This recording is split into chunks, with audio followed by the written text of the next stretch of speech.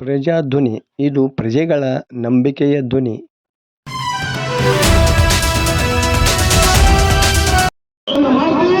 ಇವತ್ತು ನಾವು ಕಿತ್ತೂರು ರಾಣಿ ಚೆನ್ನಮ್ಮ ಒಂದು ಕ್ಷೇತ್ರದಲ್ಲಿ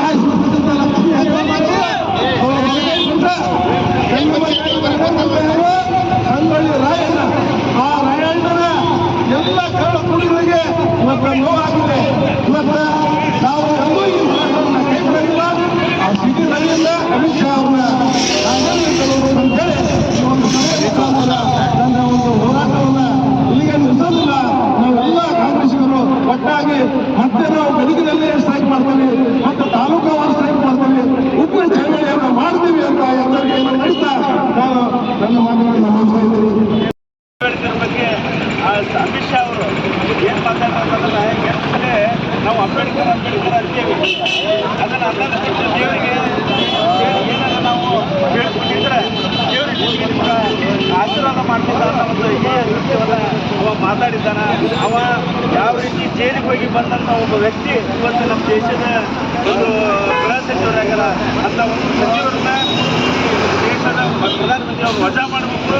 ಅವ್ರನ್ನ ಇಲ್ಲಿಂದ ಕಿತ್ತು ಹೋಗೋದು, ನಮ್ಮ ರಾಷ್ಟ್ರಕ್ಕೆ ಒಂದು ಒಳ್ಳೆ ಹೆಸರು ತರಬೇಕು. ಯಾಕಂದ್ರೆ ಬಿಜೆಪಿಯವರು ಬರೀ ನಾವು ಶಿಸ್ತಿನ ಅವ್ರನ್ನ ಅಲ್ಲಿಂದ ವಜಾ ಮಾಡಿ ನಮ್ಮೆಲ್ಲ ಮಹಿಳೆಯರಿಗೆ ಒಂದು ಒಳ್ಳೆಯ ಸುದ್ದಿಯನ್ನು ಏನಾಗ್ತದೆ ಅಂದ್ರೆ, ನಮ್ಮೆಲ್ಲರ ದೇವರು ಅಂದ್ಕೊಂಡು ಬಂದಂಥ ಬಿ ಆರ್ ಅಂಬೇಡ್ಕರ್ ಅವರ ಪರಮೇಶ್ವರ್ ಸಚಿವರಾದಂತಹ ಅಮಿತ್ ಶಾ ಅವರಿಗೆ ಬಹುವಚನ ಕೊಡೋದು ನಮ್ಗೆ ತಪ್ಪಾಗತ್ತೆ. ಅಮಿತ್ ಶಾ ಅಂದರೆ ತಪ್ಪಾಗಲ್ಲ. ನಾವು ಅವ ಇವತ್ತು ಇದು ಅಂಬೇಡ್ಕರ್ ಅನ್ನೋ ಪದ ಇವತ್ತು ಫ್ಯಾಷನ್ ಆಗಿಬಿಟ್ಟೈತಿ ಅಂತ. ನಾವೇನು ಫ್ಯಾಷನ್ ಮಾಡಕ್ಕೆ ಬಂದಿಲ್ಲ.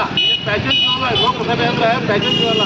ಅದೇನು ರಾಜ್ಯ ಪರಿಷತ್ ಮಾತಾಡುವಂಥ ಇಂಥ ಅಮಿತ್ ಶಾ ಕೂಡಲೇ ಇವತ್ತು ಏನಾದರೂ ಭಾರತೀಯ ಜನತಾ ಪಕ್ಷದ ನೇತೃತ್ವ ಸರ್ಕಾರ ಕೇಂದ್ರದಲ್ಲಿ ಇದ್ದರೆ ಅದಕ್ಕೆ ಏನಾದರೂ ಗೌರವ ಕೊಡಬೇಕಂದ್ರೆ ಅಮಿತ್ ಶಾ ರಾಜೀನಾಮೆಯನ್ನು ಪಡೀಲೇಬೇಕು. ಅಮಿತ್ ಶಾ ರಾಜೀನಾಮೆ ಕೊಡಲೇಬೇಕು. ಬಿಜೆಪಿ